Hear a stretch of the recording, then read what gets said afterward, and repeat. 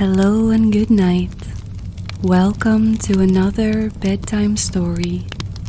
This story is meant to help you sleep or to relax your mind. Try and find a comfortable place, such as your bed or a soft chair. If you feel comfortable, you can close your eyes now.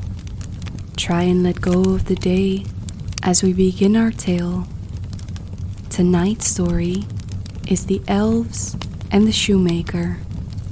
Once upon a time, in a small town, there lived a kind and humble shoemaker with his wife.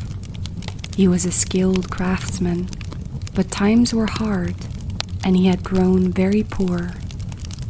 Despite his hard work, he could barely make enough money to buy materials. One evening, he found he had only enough leather left to make a single pair of shoes. With a heavy heart, he carefully cut out the pieces of leather, preparing them for stitching the next morning. Then, he placed them neatly on his workbench and went to bed, hoping that tomorrow would bring better fortune. He lay awake for some time, thinking about his misfortunes, before finally falling into a restless sleep. The next morning, to his amazement, a beautiful pair of shoes stood on his workbench. The stitching was impeccable, the design was exquisite, and the leather polished to perfection. The shoemaker was astounded, for he knew he had not yet started his work. He examined the shoes closely, marveling at the delicate craftsmanship and wondering who could have done such work. Just then, a wealthy customer entered the shop. Seeing the fine craftsmanship, he eagerly bought the shoes for a high price. With this money, the shoemaker was able to buy more leather, enough for 2 pairs of shoes. That night, he cut the leather as before and left it on the workbench, once again hoping for a miracle. The following morning, the shoemaker again discovered 2 perfectly made pairs of shoes. He looked around the shop in disbelief, scratching his head in amazement. Before he could even wonder who had made them, another customer arrived and purchased them both for a generous sum. With growing excitement, the shoemaker bought even more leather, and once again the miraculous work repeated itself night after night. The shoemaker laid out the leather, and each morning he found beautifully crafted shoes ready for sale. Soon, he and his wife prospered, and their worries faded away. They could afford better meals, warm clothes for the winter, and even small luxuries they had long forgotten. However, the shoemaker remained curious about his mysterious helpers. Who could be doing this? He wondered aloud. His wife, equally intrigued, suggested they hide in the workshop to uncover the mystery. That evening, after setting out the leather, they concealed themselves behind a curtain and waited. As the clock struck midnight, 2 tiny figures appeared. Elves. They were small, nimble, and wore ragged clothes, but their fingers worked skillfully, stitching and shaping the leather with precision and care. The shoemaker and his wife watched in awe as the little creatures completed their work in silence, their hands moving with astonishing speed.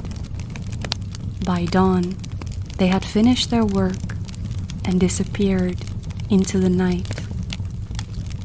The shoemaker and his wife were touched by the elves' kindness and wanted to repay them.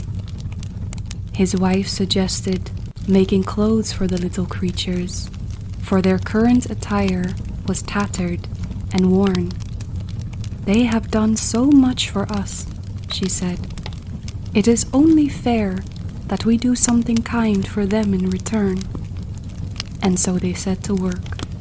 The shoemaker sewed tiny, finely stitched shoes, and his wife made small suits, shirts, and warm cloaks. They worked diligently, ensuring every piece of clothing was made with the same love and care the elves had put into their shoes. Finally, they wrapped the garments neatly and placed them on the workbench instead of leather. At midnight, the elves appeared once more. Upon seeing the gifts, their eyes shone with joy. They dressed in their new clothes, admiring their fine fit and craftsmanship.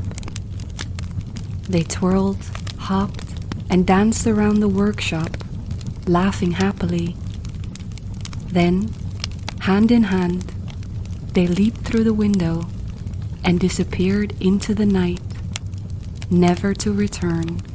Though the elves never came back, the shoemaker's fortune continued to grow.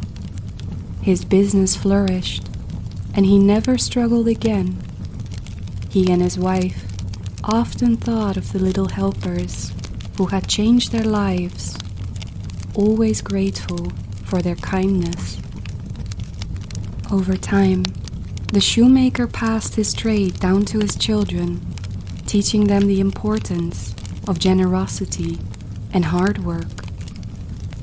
The shoemaker and his wife were forever grateful for the kindness of the elves and the lesson they had learned from them.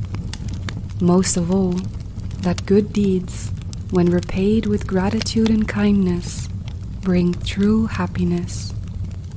And the shoemaker, his wife, and their children lived happily ever after. The end. Thank you for listening to this bedtime story. I hope you enjoyed the tale tonight. If you did, please like the video and subscribe to the channel for more audiobooks and tales to come. Until next time.